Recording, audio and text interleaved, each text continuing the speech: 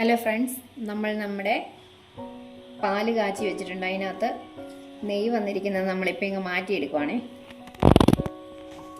മാറ്റിയെടുത്തിട്ട് നമ്മൾ ഈ നെയ്യ് ഉപയോഗിച്ചിട്ട്, ഈ പാട ഉപയോഗിച്ചിട്ട് നമ്മൾ നെയ്യ് ഉണ്ടാക്കും. ഇതിപ്പോൾ നമ്മളിങ്ങനെ എടുത്തു വേറൊരു പാത്രത്തിലേക്കാക്കി.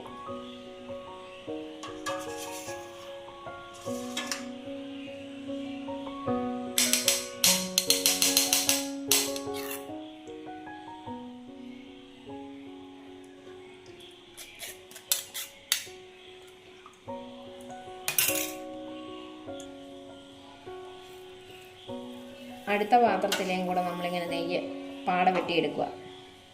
ഇതെടുത്തതിന് ശേഷം നമ്മളിത് ഫ്രിഡ്ജിൻ്റെ അകത്ത് സൂക്ഷിച്ച് വെക്കും. ഒരു 2 പാത്രമൊക്കെ ആയി കഴിയുമ്പോഴത്തേക്കും നമ്മളിതെടുത്ത് നെയ്യാക്കിയെടുക്കും.